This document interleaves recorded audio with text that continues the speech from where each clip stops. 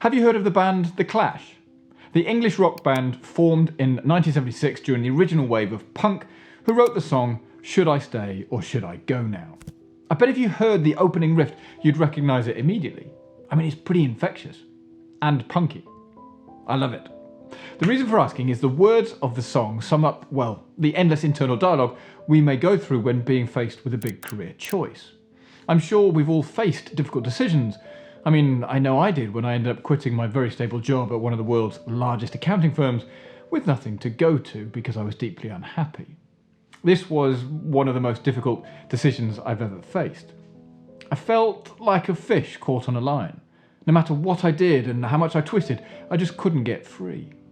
But all the twisting and turning just made me more tired. I had decision fatigue. But why is making big career decisions so incredibly difficult? There is no doubt that the effect of such decisions can be long-term procrastination, months of self-doubt, endlessly writing pros and cons lists, and even swinging from hell yes to, but is it right? I will make a bet with you now that there has been at least one occasion in your career to date where this has been the case. Deal? I think my money is safe, personally speaking. Reflecting on this for a moment, what keeps us stuck in this big decision quandary, according to psychologists at least, is one simple thing: the fear of making a mistake. This is somewhat of a double whammy because fear can be crippling and making a mistake sucks. So throw these both together and you've got a perfect decision-making storm. I don't know how it works, but we seem to become experts overnight at hypothesizing all these worst-case scenarios, and our imaginations run away with us on all the things that could go wrong if we choose one option over another. Oh dear.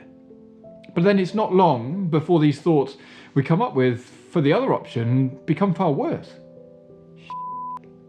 This is stalemate. Thankfully, although it never feels like it at the time, these studies have also shown that what we regret most in life are the things we didn't do, not the things we did. Another factor that can paralyze us is a decision with seemingly huge consequences.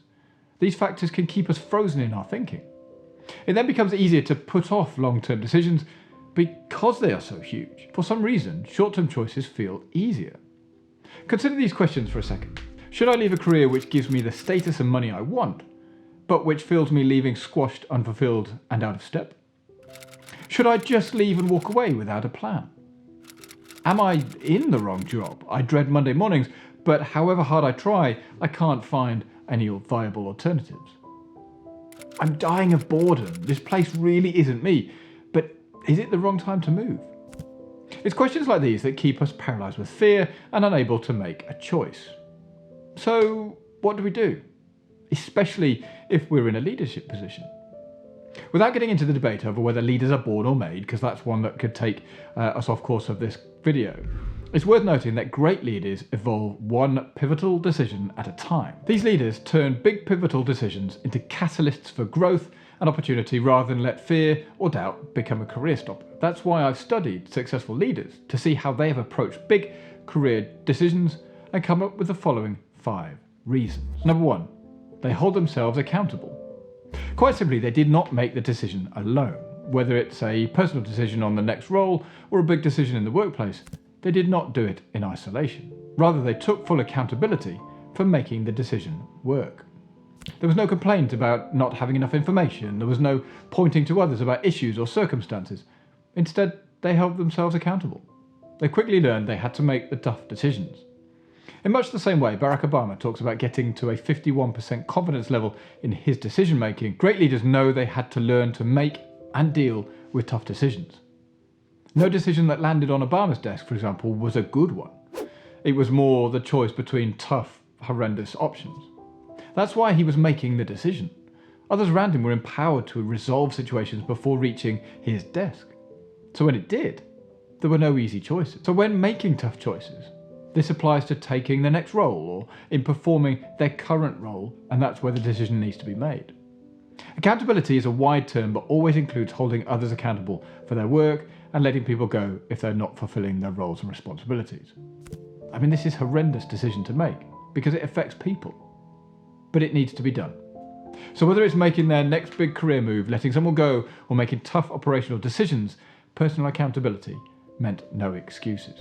Number 2 is they face the moment of truth alone. When looking at great leaders, Each confronted him or herself to answer the question, will I, can I, should I? Now the reason for this was that they were intrinsically knew that the decision boiled down to whether they were being true to themselves. It all sounds terribly cerebral, but they knew the path would bring more work, risk, and trade-offs. That's why they explored and discussed their options with people whose opinions mattered. Having a close network of trusted advisors is not just for great leaders though. It applies to you and I, except we don't call it that. We would refer to them as close friends. Having people whose opinion you trust is integral for every level of the career ladder. That said, in the decisive moment, when the rubber hit the road, the great leaders knew they were making a solitary decision that would test their mettle. Ultimately, no one could talk them in to or out of that decision. It was their decision to make, and theirs alone. Yes, it was the responsibility to enroll the support of their family and trusted confidants, but only they could make the decision. And that takes balls. Big career decisions are not easy at the best of times, even more so when the role gets more and more senior.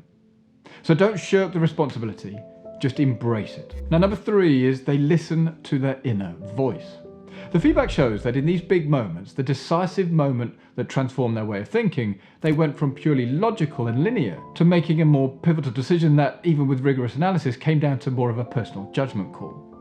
This is called leaning on the inner voice. Professor Stephen Peters calls it the chimp. It can be a force for good or bad, to be quite honest, but once that inner voice has prevailed, their way of thinking became increasingly its own ecosystem. In that solitary decision, they had to trust and rely on their own acumen and judgment. The more progress they made, the more they trusted their own judgment. As they asserted themselves more as leaders, the more other people turned to them for good judgment and leadership. So in the end, it becomes a bit of a self-fulfilling prophecy. Now, number 4 is they believed in magic. Leaders expanded their belief in the power of one person and increasingly believed in the magic that many people working together could create. They knew they needed help. When it came to leading a business, they knew they needed to make others believe in the direction that they set. They used their vision as its own currency, something of real value that couldn't fully be monetized. They had to shape the workplace values and culture. This is when they used the power of working together to inform their own decisions. This one is closely tied to number 2 in that one couldn't act, or rather shouldn't, do it alone. As the phrase goes, if you want to go fast, go alone. If you want to go far, go together. This was especially applicable for great leaders. It is not uncommon for a leader to bring others with them when moving roles, so this is because having trusted people around them is crucial for both personal and organisational success. They knew they couldn't do it all on their own. Yes, they had to make the decision, but doing so in isolation wasn't going to give them the chance to succeed. Makes sense, really. Number 5 is they use work as a renewable energy source. You're probably looking at this and thinking, what on earth? Well, the surprising thing is that great leaders use inspiration and sources of energy from unusual places. In many circumstances, they have, at one time or another, had to use a decisive moment to make something out of the ordinary happen. In a perverse way, the more they did, the more they wanted to do. Work kind of became their passion. They entered a different zone of determination and energy beyond what they had previously known. I know that sounds all a little bit sort of woo-woo, but it's true. Because when they speak, it is easy to pick up that there is a genuine love for their work. Usually, they speak of their passion for the field they're in, but it is also a passion for leading.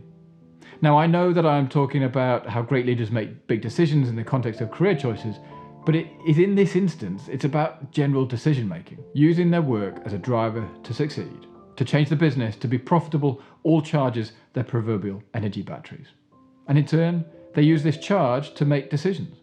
It's all about using whatever is at their disposal to help them achieve their goal, whether that be a big personal choice or a big business decision.